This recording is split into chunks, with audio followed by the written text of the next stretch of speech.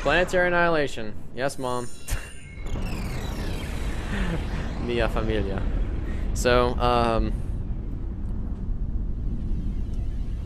the spawns, shall we?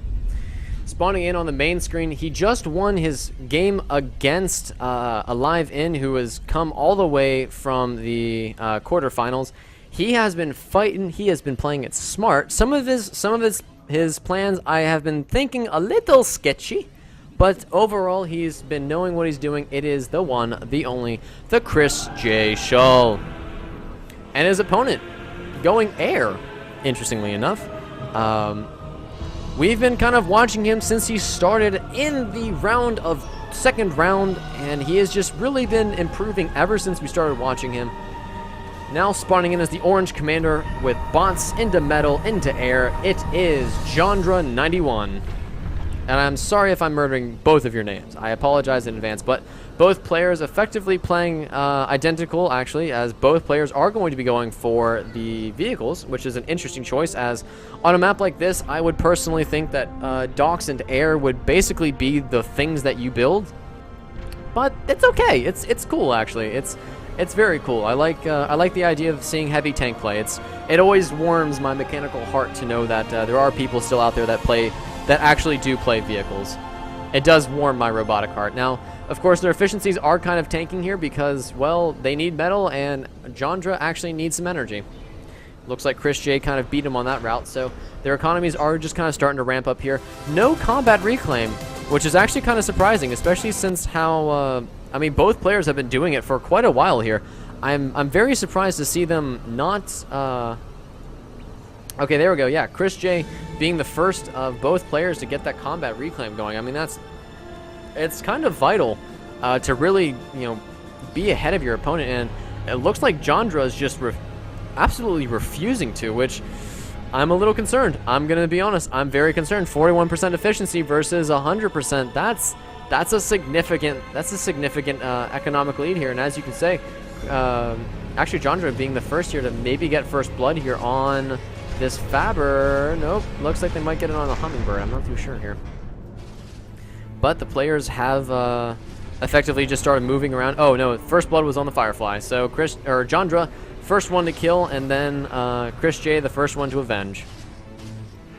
But yeah, I mean, that economy, that is not a good way to start here, Jvsjondra, especially for the semifinals match here. I'm very concerned about that. Now, we do see ChrisJ moving in here with some sparks and a dock, or docks, and he's basically going to see all of these vehicle factories and go, okay, I know your game. You're playing vehicles, and yeah, I mean, he sees 1, 2. He's going to be seeing, and the commander building it, he's going to know it's going to be a tank game. It's going to be a tank game. He's probably going to be smiling in his own base, knowing that he's playing the exact same way, and this is basically going to come down to a lot of split aggression with your tanks, a lot of air attacks in the right places at the right time when the spinners are dead, to just chip at your opponent's tank army. That's going to be the name of the game here, kids. So, very excited to see how ChrisJ is going to hold this off, or how Jvsjondra is going to hold this off, because now he's finally starting to break the 50% efficiency barrier at 4 minutes, where Chris is finally hitting under 100% after 4 minutes, and this poor Faber is toast. The bombers do go down, and actually some of these hummingbirds might get sacrificed here to the spinner gods as... Whoa! Okay, there it goes. Yep, the entire assault force taken down by a single turret. The whole world in a single turret. It does look like Jvsjondra, is doing a very good job, though, at keeping his opponent in his base. I'm very surprised by someone who is literally down double the metal of his opponent, that he's keeping his opponent in the backseat. I think ChrisJ is actually trying to play more of like a defensive tank player, or a defensive strategy here, which basically means he's going to... it looks like he's losing. It looks like he's on the downswing of things. But what he's doing is he's actually keeping a lot of his units close to his base, and he's keeping his base as compact as possible. He is starting to get some lobbers, which is a good start here. But having all of these units so kind of spread out, it really allows him to kind of maximize his security over what he's built. So, for example, all of this is on perfect lockdown. There is no way on God's green earth that Jvsjondra can push in here and kill this. Same thing up here. There's a factory now. So if 4 or 5 docks come running up here, there's no way on God's green earth that Jvsjondra can get in here unless he uses bombers. And you can see it over here. Same thing. ChrisJ is basically placing vehicle factories here to make sure that when the dogs start kind of walking in... What are you doing? Okay, now that's interesting. He's building up a wall here with his commander. I don't really like this decision. It's kind of wasting the commander's build speed when he could be getting tier 2, which is exactly what ChrisJ is doing. I'm not too sure how I feel about that. It's an option, but that does expose a lot of his fabbers here to any sort of, well, I mean, I would say any sort of aggression, but all of the air units just, well, were killed off. So Jvsjondra, floating on both metal and power now, really does need to kind of expand his borders here if he wants to stay in this game. ChrisJ, he is locking down his section of the planet, which on a map where it's a very open area, I love this decision from him. It's forcing Jvsjondra to take engagements with his units that he doesn't want to take. And as you can see, because Jvsjondra has been constantly losing, you know, taking very bad engagements, 83 versus 165, that's a big deal. That's a very big deal. That could also be to the 50% efficiency that I was running earlier. So these docks going to be trading out with some of these tanks, and these tanks basically going to just do a drive-by, a die-by here, as they're going to drive up, get shot to death by all the hordes of docks, and again, another bad trade. So Jvsjondra, after, you know, really having, you know, being a really great underdog here in that one match against, oh god, where did we see that match? I think it was against Dr. Duck. No, it wasn't Dr. Duck. It was against Skillet. He's basically doing the same thing all over again, just taking very bad trades. And the problem is ChrisJ knows how to maximize on it. He knows. He kind of knows when it's you know, his opponent's kind of on the downswing, and I don't think Chris smells blood in the water, but I think he knows that his quarry is sort of limping here, and it's not, you know, it's not running circles around him like it used to. A lot of these docks going to just find some fabbers and kill them all. One of them, okay, I was going to say, one of them manages to survive, surprisingly enough, but nope. He goes down in the end, and unlike ChrisJ, there is, oh no, boom! Death and destruction to the undeserving. Wizard landmines. I don't know, man. Wizard landmines. That prediction game was incredible. So he is going to continue. Oh, geez, what the heck, dude? That's not a good idea. All of those pelters in a very close area is pretty much the worst possible decision. But I mean, what are you gonna do? So we do have a lot of the units trading in here. Jvsjondra has quite a few units here, so it's almost like a repeat of the game between Jvsjondra and Skillet.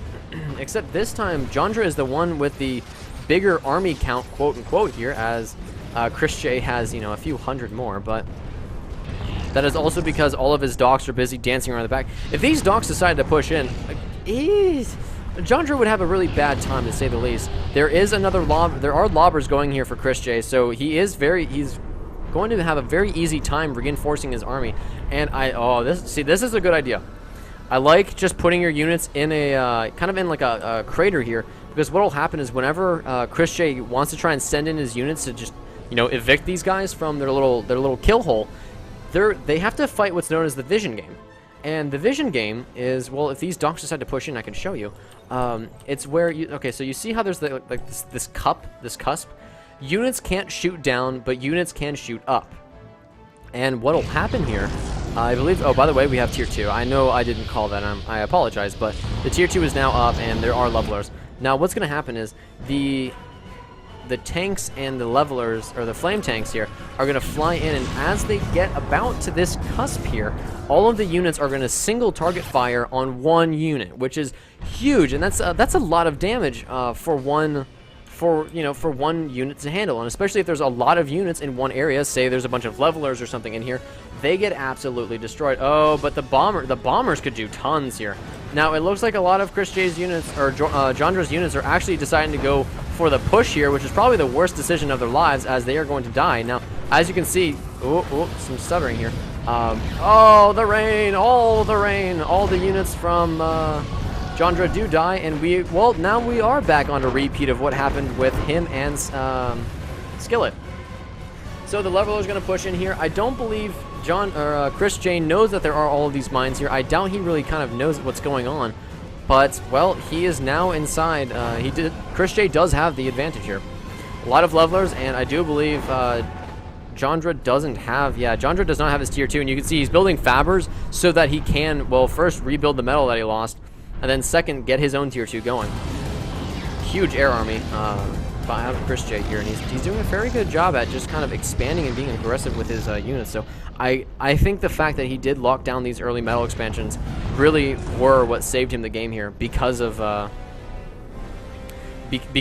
that that lockdown that he had. Now we do see quite a few docks moving in here on ChrisJ's side. They might just accidentally march into some landmines here, so we'll have to kind of keep an eye on that. This army might just do the same thing. Oh no, they do have skitters. Okay. Oh wow. Okay, I was gonna say very well done from the docks to avoid all those landmines, but there are skitters in this army and there are docks here, so the mobility game is very fast, the anti-air game is very fast, and the mine game is very detectable. So these units are in a very good position here, and as you can see, ChrisJ, oh, the bomber's gonna get some good work done.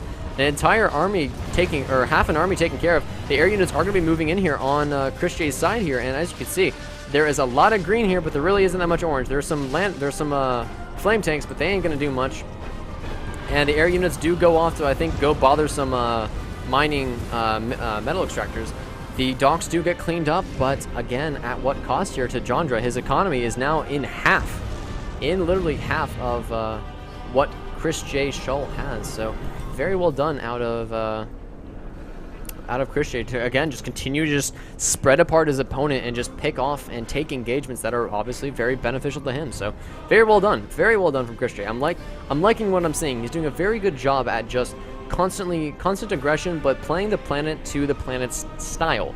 In this case, he saw that there was a lot of open space, so he built a very compact base and then built factories around areas that he wanted to make sure that there was, he could secure, which is exactly what he needed to do.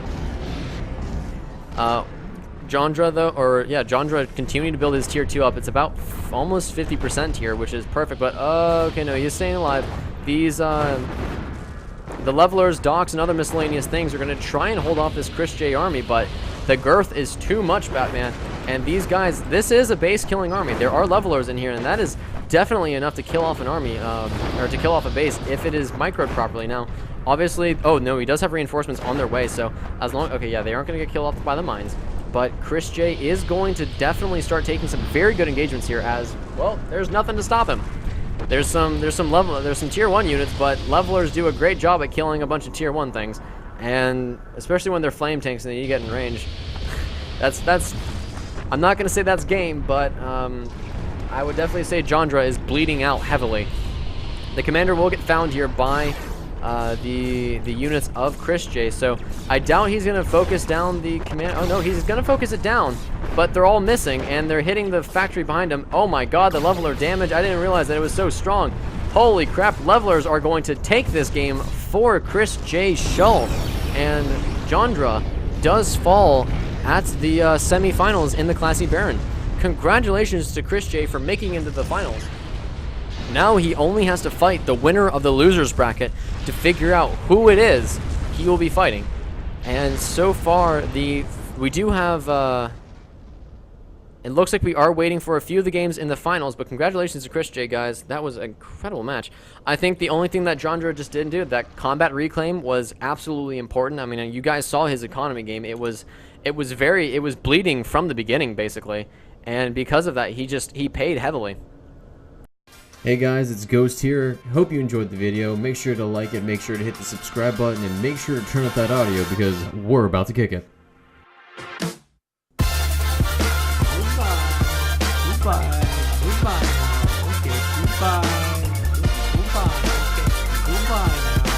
Goodbye.